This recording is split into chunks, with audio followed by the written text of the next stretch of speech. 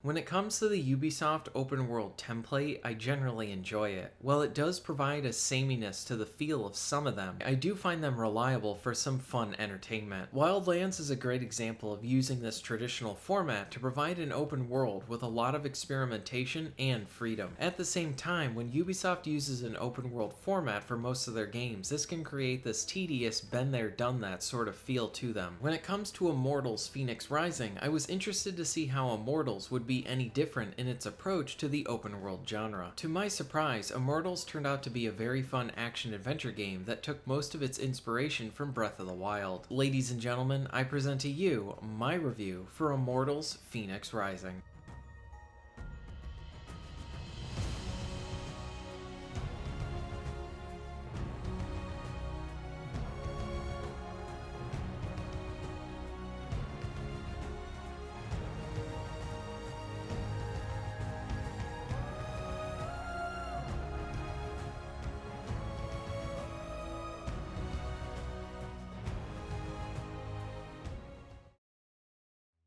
Let's start out with the combat. Immortals has an engaging and fun combat system. You have your sword for light slashes and your axe for heavy hits. The sword attacks are more focused on hitting one enemy at a time, where the axes provide you with sweeping hits. For ranged attacks, you have your bow. For defensive options, you can parry enemy attacks and dodge out of the way. I use the dodging a lot, and the system will be familiar to anyone who has played Bayonetta before. If you can time your dodge right before an attack, then the game will go into slow-mo, giving you the opportunity to get a few hits in. The game rewards you for learning each of the enemy's different attacks. Some enemy attacks are easier to dodge than others, and since a perfect dodge results in every enemy going into slow-mo, you will want to assess the battlefield for those enemies to hone in on if you so choose. Hitting enemies feels quick and rewarding. What adds to this is how they will comically fly off once you take all of their health away. The combat is very easy to get into, but has enough going on to give it some depth to play around with.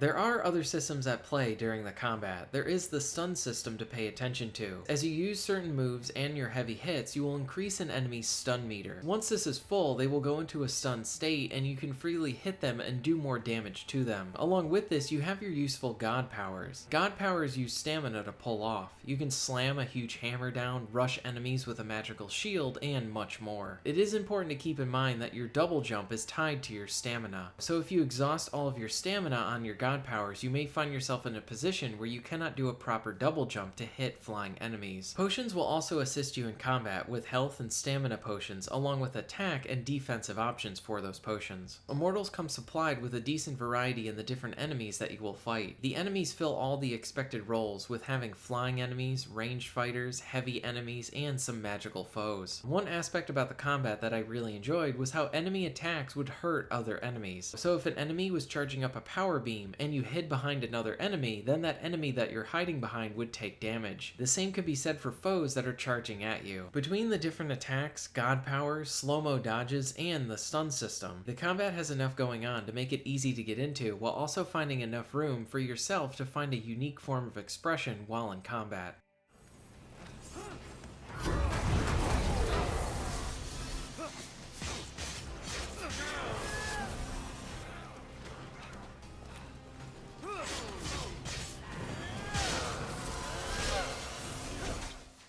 Now, while combat is a big part of the game features a lot of player-initiated exploration. Like I said before, the game takes more of its inspiration from Breath of the Wild than the usual Ubisoft checkbox open world template. Once you get off the starting island, you are free to go in any direction you so choose. Immortals does not auto-populate its world map with all the items that you need to find. You need to actually identify them and discover them for yourself. This gives you your feeling of actually doing some exploration rather than just checking items off of a checklist. When you survey an area, the game will give you some indication that there is a point of interest near you. You can choose to reveal it, and now it will be on your map forever. I do want to make a note that this game does not feel bloated like some of the other Ubisoft games. The open world is a good size and very dense. The open world does not feel huge, but rather a solid size that is manageable for the player. The exploration is one of the best parts about the game. You will find chests to open, puzzles to solve, items to find that improve your health, and other stats. As you open chests, you will find different pieces of loot, from different swords to other pieces of armor. The different pieces of equipment have their own special stats attached to them. Some improve your sword damage, others give you bonuses for perfect dodges. As you find more of these, you will find yourself changing what armor you have equipped to cater to your playstyle. There are side activities that repeat with different variation, like different challenges to complete. Some revolve around you sending your arrow through some targets. Others require you to complete an obstacle course of sorts. One of the best aspects about the open world are the chests that are hidden behind some form of a puzzle. The puzzles are another big part of the game and very enjoyable.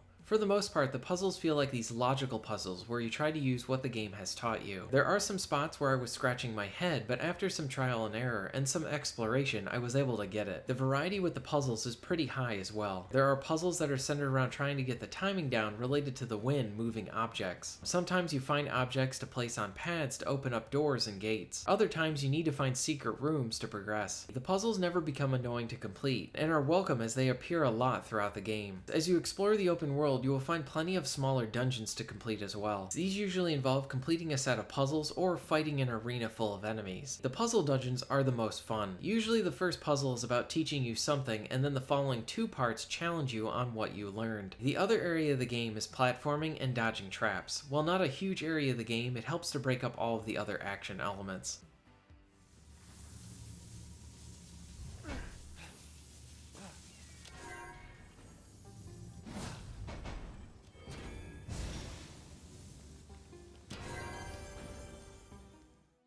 Now, Immortals does provide a lot of avenues to upgrade your character. As you collect materials throughout the open world, you can upgrade your equipment and increase their offensive and defensive power. You will earn coins so that you can improve your skills and god powers. You can use the collected fruit to create better potions. Certain items will give you more health and more stamina for your character as well. Immortals has a solid gameplay loop of fighting enemies, exploring the open world, and solving puzzles. A really nice addition was the unexpected humor and good story that Immortals provides. Zeus and Prometheus narrates the story, and this lends itself to some funny moments. The story takes a tongue-in-cheek approach to the Greek mythology. The game even infuses humor into the character creation selection screen, with Zeus making funny comments on your choices. Most of the story involves you helping out other gods and restoring them back to their old selves. This involves you trying to inspire them, and your character shows the gods who they are, the good and the bad, while also trying to lift them back up. The main character idolizes the gods, and these moments can be pretty funny while also being pretty touching. I wasn't expecting the consistent humor throughout the game, and it turned out to be a welcome surprise. This game is refreshingly light in its delivery, and it goes with the visual style of the game. One other aspect I enjoyed was how there are these stylized cutscenes that give you a brief history on some of the gods. The narration is solid with some nice humor.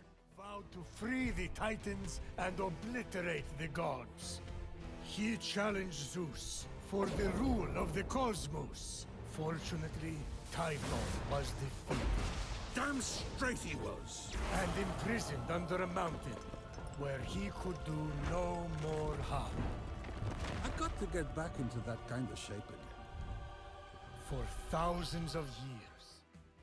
Overall, I had a great time with Immortals, but I did encounter some issues along the way. I had one instance of the game's music cutting out on me. In one quest, I needed to roll a pearl down to the water, but the pearl did not spawn. A quick restart of my checkpoint fixed this. I had the game crash on me once as well. I do want to make note that while the puzzles are really enjoyable, there is usually just one way to complete them, so do not expect the high level of experimentation that was found in Breath of the Wild. But at the same time, Immortals does not have weapons that break after a few hits, or random rainstorms that cause you to fall off a cliff as you were trying to climb it. The boss fights in Immortals are okay encounters. Their biggest problem is how each of the fights all feel the same. The enemies change, but how you take them down is the same. They can have a nice spectacle, but the fights are not that engaging after you've done a few of them. There are a few parts towards the end of the game that do feel like the game is dragging itself out a bit. There's a part where you need to ascend a mountain, which goes on for far too long, along with a final dungeon that hurts some of the final story motivation and pacing. Other than that, I had a solid time with the game. The music is pretty awesome as well. Here are a few tracks from the game.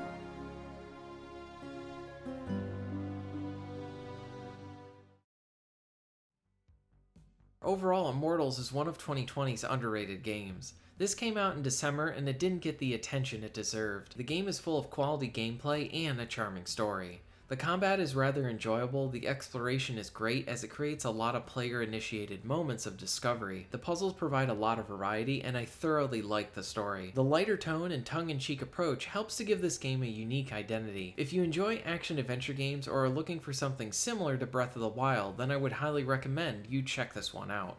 Thank you very much for watching.